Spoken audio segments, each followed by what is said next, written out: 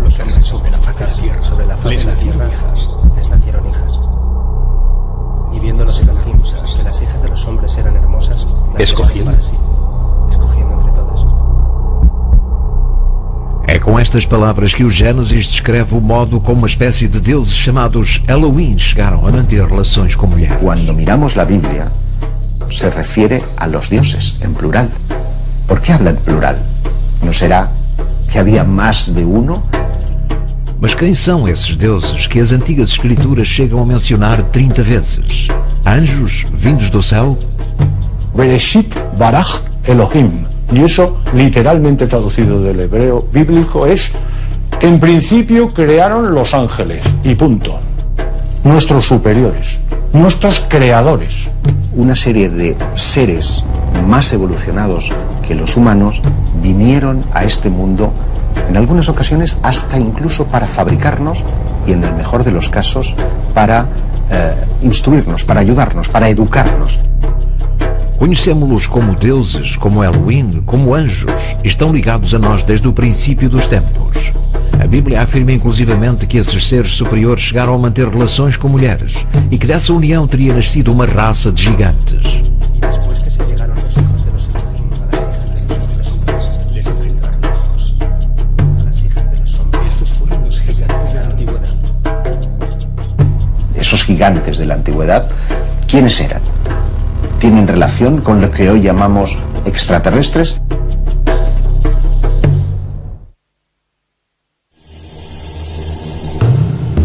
São muitos os textos religiosos da antiguidade que falam de seres gigantescos e relacionam-nos diretamente com a criação dos seres humanos. Mas se efetivamente existiram os gigantes, não terão deixado nenhuma prova da sua passagem pela Terra. Muchos de esos gigantes se han encontrado vinculados a yacimientos de la antigüedad, y que no deja de ser curiosa esa vinculación extraña que de nuevo nos hacen mirar hacia el firmamento.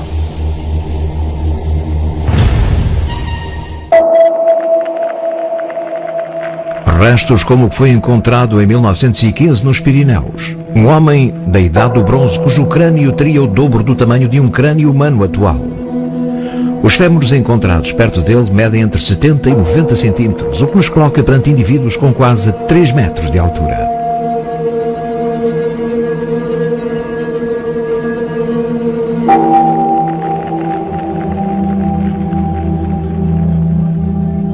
Junto a esos restos óseos fueron halladas también algunas piezas de sílex, hachas de sílex de gran tamaño, lo cual nos hace pensar que realmente no es que tuviera la cabeza desproporcionada, sino que probablemente todo el cuerpo estuviera en sintonía.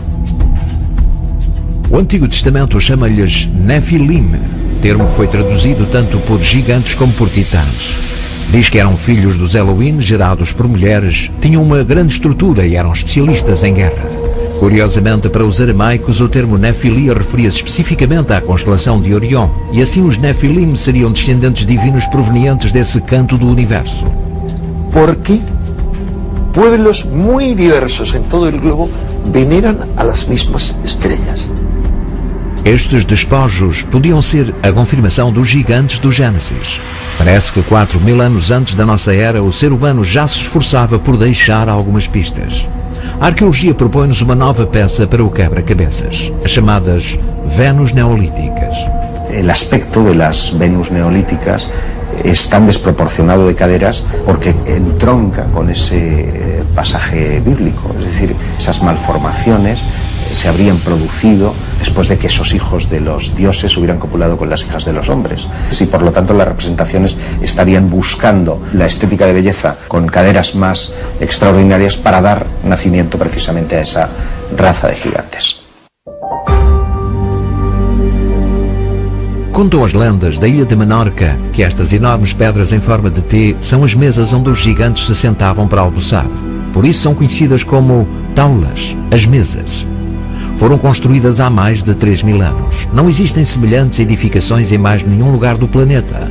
E ainda não temos uma explicação convincente sobre qual seria a sua utilidade. ¿Por qué no relacionarlas con gigantes? De hecho, en un yacimiento en Formentera fueron encontrados fémures, para ser exactos, de seres que podrían estar alrededor de los 3 metros de altura. João Benimelis, sacerdote médico, geógrafo, astrónomo e considerado o primeiro cronista do Reino de Maiorca, assegura nos seus manuscritos de 1595 ter encontrado restos antiquíssimos de gigantes em várias cavernas das ilhas. En el caso de Benimelis, aparte de los que encuentra él, hace referencia a otras cuevas en las cuales también dentro hay habitaciones, tienen forma de habitaciones gigantescas para que los gigantes puedan vivir. También hay restos descomunales y que son supuestamente incompatibles con el tamaño de un habitante de aquellos días. As taulas foram construídas de este para oeste, marcando sempre o percurso que o Sol realiza todos os dias. O que sugere já na Idade do Bronze um desenvolvimento em cálculos matemáticos e um conhecimento dos astros muito similares aos alcançados no Egito. ¿Por qué no pensar, por lo tanto, que estaban rindiendo junto al Sol, junto a la Luna y que estaban rindiendo tributo a los dioses de las estrellas?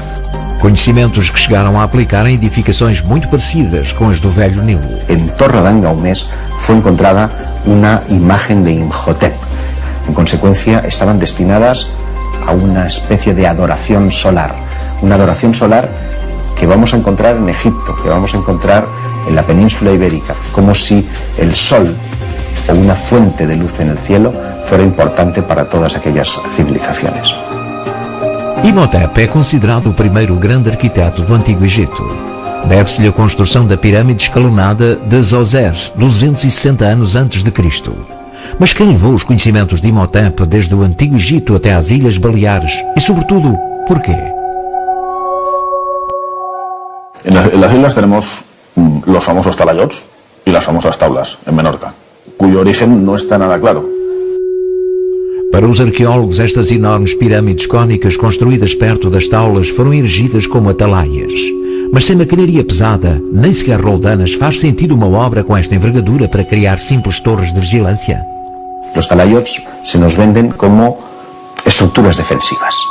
Hay algo que me llama poderosamente la atención y es el enorme peso y la enorme destreza para poder levantar esas enormes piedras y ensamblarlas. Muchas de ellas parecen incluso como recortadas.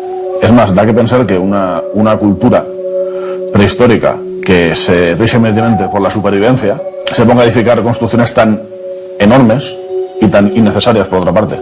¿Te imaginas invertir una ingente cantidad de esfuerzo? ¿Para qué? ¿Para una torre de vigía? ¿No es una idea absurda? Y se da la circunstancia de que solamente tenemos herramientas de bronce. Cada nova descoberta lança sempre uma nova dúvida. Cada jazigo deixa no ar novas perguntas. Será que os nossos antepassados não conheciam mesmo o sistema de roldanas? Será que só dispunham mesmo de ferramentas de bronze? Durante a Segunda Guerra Mundial, o exército norte-americano desembarcou em pequenas ilhas do Pacífico que foram usadas como bases aéreas e de abastecimento. As populações nativas, completamente alheias ao desenvolvimento ocidental e praticamente ausentes do contacto com o homem branco, desenvolveram o que hoje se conhece como culto escarno. Acreditaram que aqueles seres capazes de voar em máquinas estranhas e carregadas com caixas eram divindades que lhes vinham oferecer riqueza. Cuando termina el conflicto y posteriormente llegan los norteamericanos y establecen un contacto con aquellas poblaciones que hasta entonces no sabían qué era el hombre blanco, se han dado cuenta que mantenían limpias las pistas de aterrizaje, que habían construido cajas y que incluso habían reproducido aviones con palmeras y que llegaban al punto de crear el detalle de colocar las siglas USAF. Esta misma pauta cabe relacionarla con las pautas de conducta que necesariamente tuvieron que establecer los hombres primitivos, al igual que los cultos cargo pretendían atraer de nuevo a los norteamericanos limpiando esas pistas. Lo que encontramos representado en la prehistoria posiblemente trataba de atraer hacia sí aquellos seres que les instruyeron además en algunos de sus conocimientos. ¿Y si esos dioses en realidad no fueran tales, sino lo que hoy llamamos extraterrestres?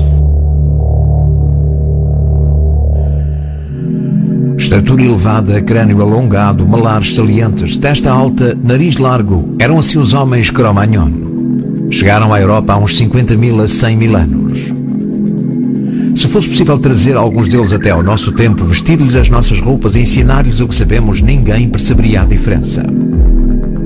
Os humanos atuais não são muito diferentes deles. Utilizamos a linguagem, praticamos ritos funerários, fabricamos objetos úteis e objetos simbólicos e temos praticamente os mesmos genes.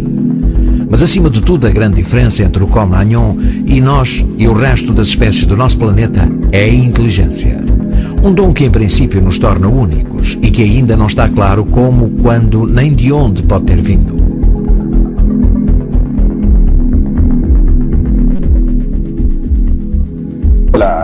De la historia y sobre todo de la prehistoria es primero la falta de restos.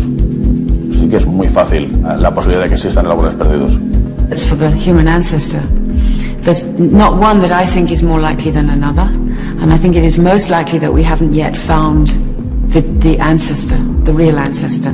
Because in the fossil record you sample, you never sample every single fossil that ever lived or every single species that ever lived. So it's very likely that we haven't yet found the right one. But we have to keep looking and maybe we find it. En el pasado de la humanidad, en un momento embrionario de lo que podemos considerar el paso del homínido al hombre, hay una especie de injerencia externa. ¿Cómo nace la inteligencia? O animal que mais se assemelha a nós, segundo a sua cadeia de ADN, é o chimpanzé. A sua cadeia de ADN é 99% idêntica à nossa. A essa pequena diferença entre eles e nós continuamos a chamar-lhe elo perdido. A pergunta continua sem uma resposta sólida. Como nos convertemos em seres humanos? La teoría de los instructores no niega la evolución, sino que rellena una pregunta importante. ¿Por qué desarrollamos nuestra inteligencia? Ese eslabón perdido, ¿quién nos dice que no pudo ser inducido por esos dioses venidos del cielo? Llámale Dios, llámale extraterrestre, pero hay una injerencia que permite que el hombre deje de ser un animal y se convierta en ser humano. Entre os elos que vão surgindo e os que ainda continuam perdidos, encontramos-nos muitas vezes ante elos que simplesmente não encaixam. Se a polícia forense atual tivesse de determinar a causa do falecimento deste Cro-Magnon do Museu Antropológico de Moya, deparar-se-ia com um sério e incómodo dilema. O crânio apareceu com um orifício na testa que hoje em dia nos colocaria muitas dúvidas. Porém, há 40 mil anos, quem disparava balas na pré-história? A última vez que duas espécies inteligentes conviveram neste planeta foi provavelmente há 40 mil anos. Foi nessa altura que o Homo sapiens se desfez do Neandertal. Embora não o tenha feito com armas de fogo, o que aconteceu foi que ficámos sós e não tivemos outro remédio senão começar a procurar seres inteligentes noutro lugar.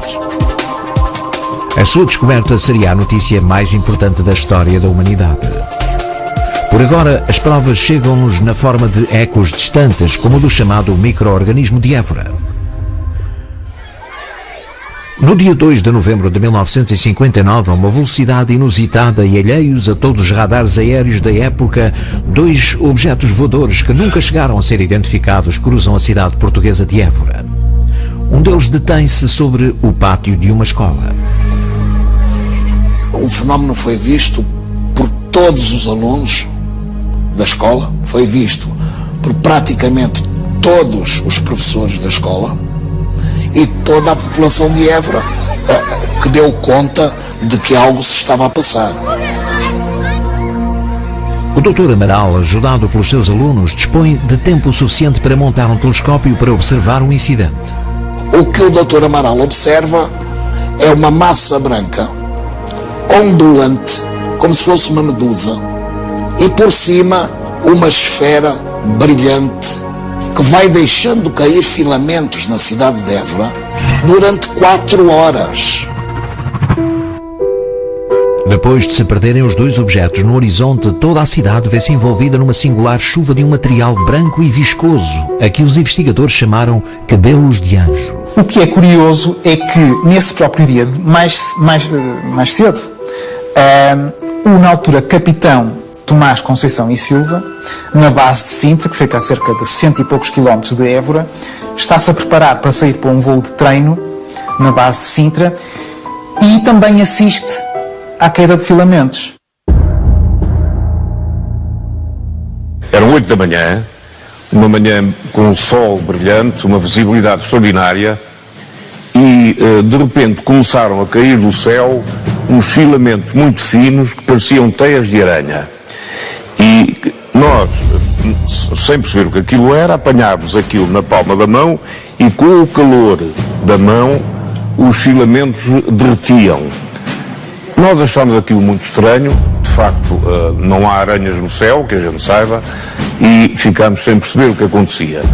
Entretanto, foi avistado uma espécie de objeto voador não identificado e os mesmos filamentos caíram em grande abundância sobre a cidade de Évora.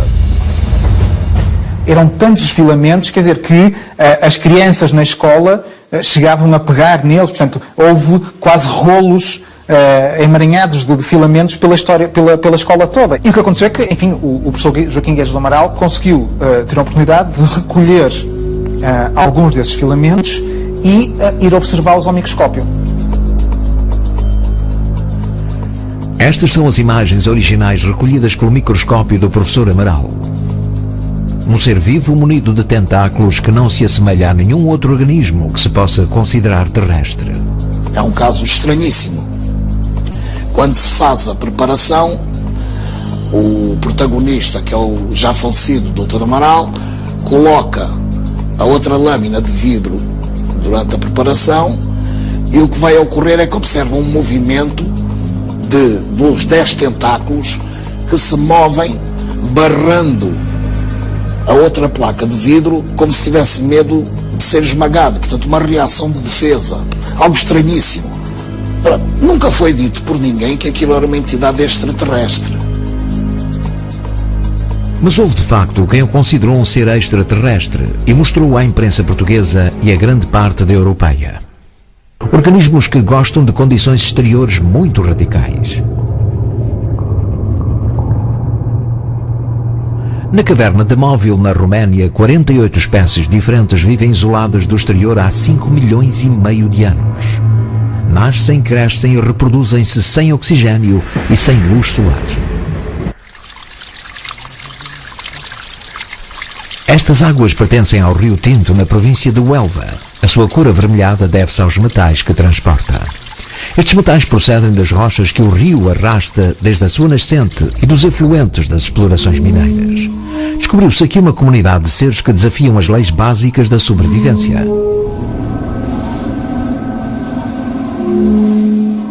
A vida misteriosa que se oculta no Rio Tinto desconcertou os cientistas. A sua capacidade de adaptação é tão grande que se poderia dizer que não parecem terrestres.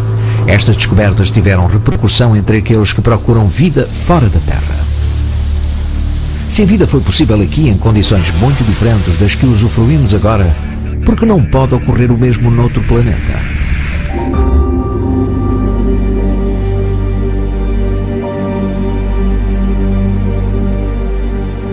Sim, mas em 1959 o fenómeno OVNI ainda era uma coisa muito vaga, não é? O professor Amaral colheu alguns desses filamentos numa preparação microscópica, os 2 vidrinhos, e trouxe a nossa casa para mostrar ao meu pai e verificou-se que havia uma espécie de célula com ramificações, pareciam pernas, e fazendo pressão aquilo mexia-se, portanto era uma célula que parecia ter vida. Mais tarde, em 1974, salvo erro, o chefe Samuel da Ferreira chamou-me para eu confirmar se um determinado relatório que lhe tinha sido apresentado, se tinha alguma veracidade. Tudo o que está aqui no relatório relata precisamente aquilo que se passou. Es curioso pensar o reflexionar acerca de las evidencias. A menudo se nos dice que no hay evidencias del fenómeno OVNI. Y en Évora concurre que tenemos una escuela llena de niños, un profesor que es capaz de ver a través del telescopio esa extraña, misteriosa figura en el firmamento. Vemos y recogemos parte de los materiales que han depositado en el suelo. Interviene la Fuerza Aérea, y no un militar cualquiera, sino un oficial de Estado Mayor. Em 1999, uma equipa indiana de cientistas catalogou, através das amostras obtidas com balões meteorológicos, até 14 tipos diferentes de bactérias capazes de sobreviver a 40 km de altitude. Mas se se conseguisse confirmar que o organismo encontrado em Évora era uma dessas bactérias, a equação continuaria incompleta. O que terá provocado a sua queda na Terra? No estudo destes fenómenos, normalmente associa-se sempre a passagem de um fenómeno seguido da queda de filamentos. Em Portugal existem documentadas 9 quedas desses filamentos brancos. No hay un consenso acerca de si su precipitación es accidental, como una consecuencia de la reentrada en la atmósfera de estos objetos, o por el contrario, lo dejan caer ellos. Con lo cual nos abre una pregunta todavía más inquietante, y es: ¿quieren dejarnos alguna evidencia de su paso por nuestros cielos? Porque algo que se nos escapa a la razón es por qué estos visitantes tienen ese comportamiento díscolo con la humanidad. Sí, se dejan ver, se dejan manifestar, incluso filmar, incluso captar por los radares, pero sin embargo jamás han mostrado abiertamente una intencionalidad de contacto. Y a mí me llama poderosamente la atención, porque cuando uno revisa los protocolos de actuación de la NASA, en el caso de que la humanidad pudiera encontrar una eventual civilización extraterrestre, que te digo yo, en la Luna o en Marte, en alguna de las múltiples misiones espaciales, el procedimiento es exactamente el mismo. Es el de no injerencia, el de no intervención, en el de no intentar que nuestra visita vaya a cambiar sus pautas de conducta, al menos en una primera fase. Y esa fase dura en el tiempo lo que está durando este fenómeno. Llevamos 65 años contando cerca de 80 millones de testimonios en todo el mundo y no hay una aparente voluntad de comunicación. Tal vez porque vengan a estudiarnos, o tal vez porque su plan B, su segunda fase, esté todavía por ver. Todas as religiões antigas falam de uma espécie de divindades procedentes dos céus. Anjos, Elohim, deuses ou gigantes teriam estado presentes no dia da criação dos seres humanos e ter-nos-iam acompanhado ao longo da história. Vieram criar-nos? Foram eles os nossos instrutores? As provas da sua passagem pelo nosso planeta residem em todos os textos antigos que os mencionam, em todas as religiões que os adoram e em todas as pedras que erigimos para eles. Surgem entre os restos dos nossos antepassados e rasgam os nossos céus. Se o ser humano chegou a conviver com uma raça extraterrestre no passado, voltaremos a conviver com eles no futuro?